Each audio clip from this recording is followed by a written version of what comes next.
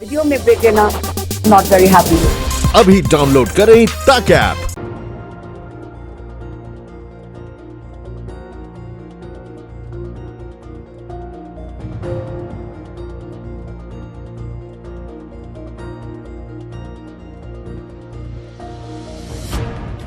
कुंभ की सदियों पुरानी परंपरा पर भी अब कोरोना का असर देखने को मिल सकता है।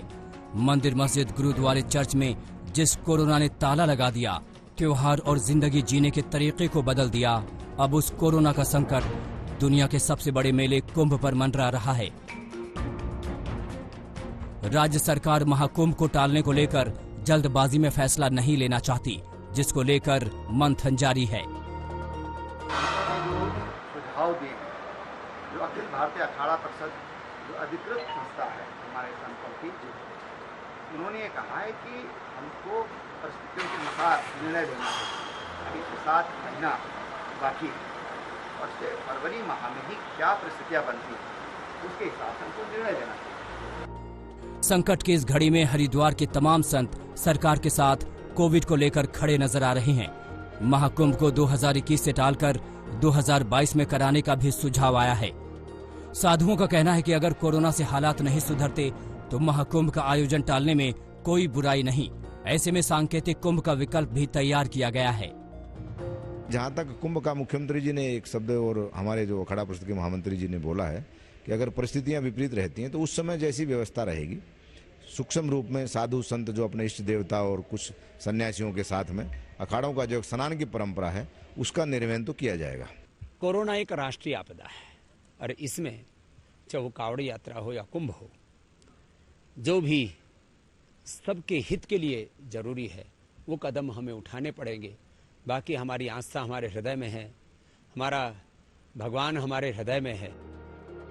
हरिद्वार में लोगों को उम्मीद है कि 2021 में होने वाला महाकुंभ अपनी पूर्ण गति से लोगों के मन की निराशा को खत्म करेगा। मेले की तैयारियां जोरों से चल रही हैं।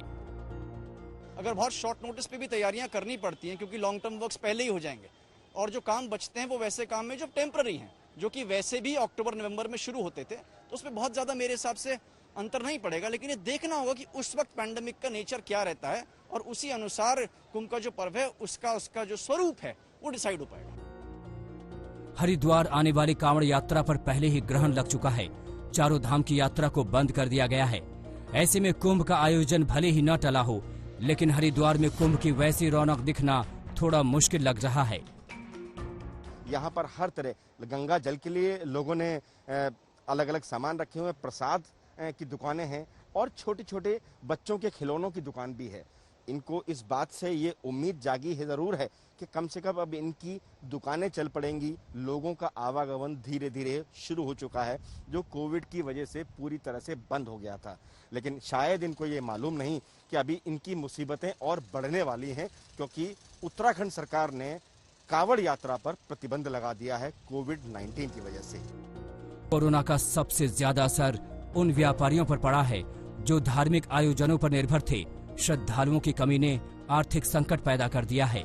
व्यापारी वर्ग और गंगा सभा मानती है कि इस नुकसान की भरपाई करना अभी संभव नहीं है, मगर गंगा मैया की कृपा से जिंदगी एक बार फिर ट्रैक पर लौटेगी। कुंभ के अंदर जितने देश के लोग हरिद्वार आते हैं उतने ही लोग विदेशों से भी कुंभ को देखने आते हैं, तो निश्चित उससे देश की अर्थव्यवस्था पे असर पड़ेगा। हम पूर्ण रूप से आशावान हैं कि जितने भी हमारे स्नान हैं वो सब सामान्य होंगे।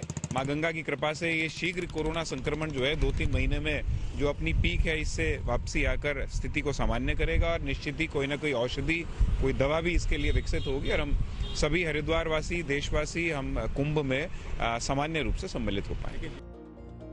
सैकड़ों साल पुरानी महाकुंभ की परंपरा आज तक नहीं रुकी।